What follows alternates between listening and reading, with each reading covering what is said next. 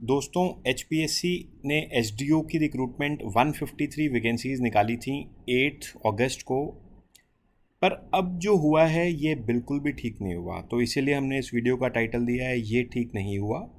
पर कोई बात नहीं, उम्मीद ज़रूर है और पॉजिटिव होगा। जो भी होगा टाइम ज़रूर लग जाएगा, अब थोड़ा टाइम ज़रूर निकलेगा, बट जो भी कुछ होगा अच्छा ही होगा। तो अब आपको क्या क्या क्या हुआ है और आगे क्या करना है ये मैं आप सब कुछ आपको बताने जा रहा हूँ। तो देखो दोस्तों, हुआ क्या था, ये एडवर्टाइजमेंट नंबर 19 आई थी जिसमें 3 डिपार्टमेंट्स की फिलिंग थी। Assistant engineer civil PWD Haryana, municipal engineer civil in municipal corporation urban local bodies department Haryana, और थर्ड डिपार्टमेंट था SDO सिविल पंचायती राज।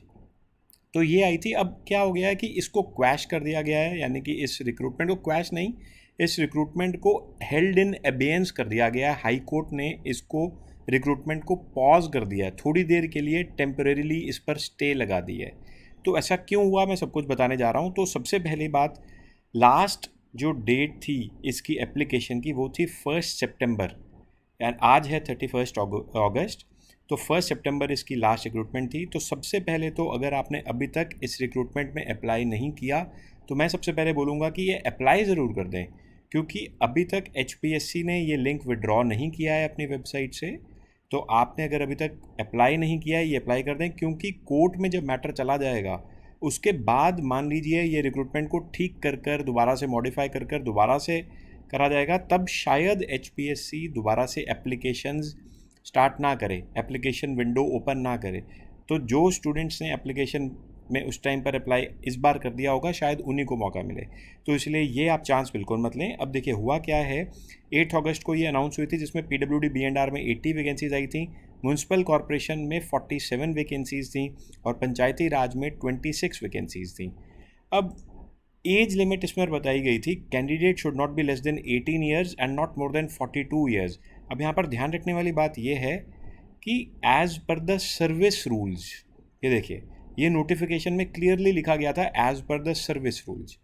अब हुआ क्या कि कुछ स्टूडेंट्स ने, या हम ये कह सकते हैं कि कुछ कैंडिडेट्स ने जो इस रिक्रूटमेंट के लिए अप्लाई कर रहे थे वो JE की तरह एज जूनियर इंजीनियर किसी ना किसी डिपार्टमेंट में वो कार्यरत थे, मतलब एज अ जूनियर इंजीनियर वो काम कर रहे थे। उन्होंने रिट लगाई Punjab and Haryana high court में, जिसमें बहुत क्लियरली ये बात बोली गई। मैं क्रक्स में समझा देता हूँ फिर पढ़कर बता दूंगा। क्रक्स में ये है कि रूल्स जो थे, जो सेकंड डिपार्टमेंट है, देखिए 3 डिपार्टमेंट्स थे, जो सेकंड डिपार्टमेंट है म्यूनिसिपल इंजीनियर वाली जिसमें वो पोस्ट निकली थी, म्यूनिसिपल कॉरपोरेशन म्यूनिसिपल इंजीनियर की जो पोस्ट निकली थी, इसकी वजह से प्रॉब्लम हो गई।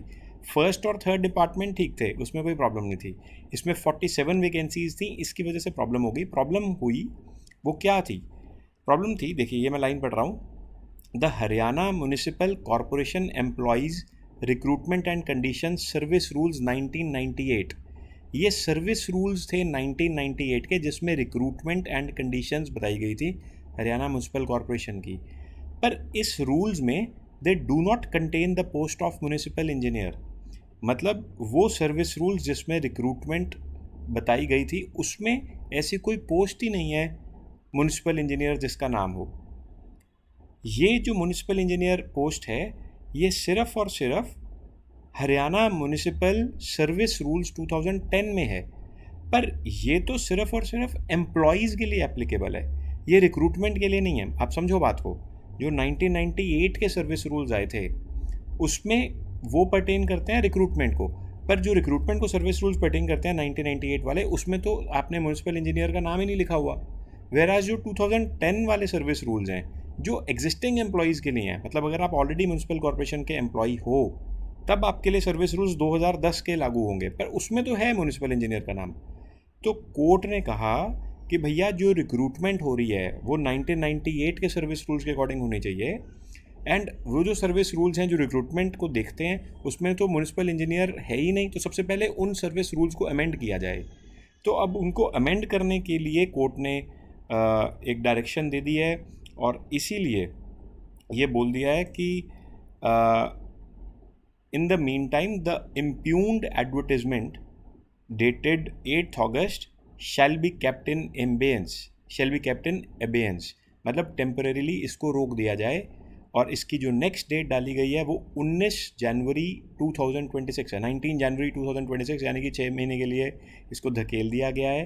तो जो 2 नवंबर को एग्ज़ाम होगा वो तो अब डेफिनेटली 2 नवंबर को नहीं होने वाला है, ये बात साफ साफ है।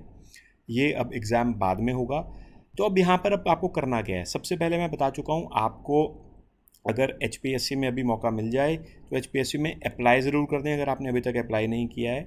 दूसरी बात क्या करनी है, अपनी प्रिपरेशन चालू ज़रूर रखनी है, क्योंकि हो क्या सकता है कि ये जो 3 डिपार्टमेंट्स हैं, 3 में से फर्स्ट और थर्ड डिपार्टमेंट जो है वो अपनी सेपरेट रिक्रूटमेंट कर सकता है। तो इसीलिए वो बहुत शॉर्ट नोटिस पे सेपरेट रिक्रूटमेंट हो सकती है, तो इसीलिए आपको वो एक सेपरेट एडवर्टाइजमेंट का वेट नहीं करना है, आपको अपनी प्रिपरेशन ज़रूर स्टार्ट करके रखनी है। तो ये हुआ है, बिल्कुल आप अपना उम्मीद मत खोइए, उदास मत होइए, डू नॉट लूज़ हार्ट। मुझे पता है कि बहुत सारे स्टूडेंट्स ऑलरेडी इसकी प्रिपरेशन कर रहे थे, बहुत सारे स्टूडेंट्स तो हमारे साथ इसकी प्रिपरेशन कर रहे थे। अराउंड 55 to 60 स्टूडेंट्स हमारे साथ ऑलरेडी जुड़ गए थे, जो हमारे पैकेज CAZ+ पर ये प्रिपरेशन कर रहे थे। लास्ट 15-20 डेज़ में हमारे साथ जुड़ गए थे।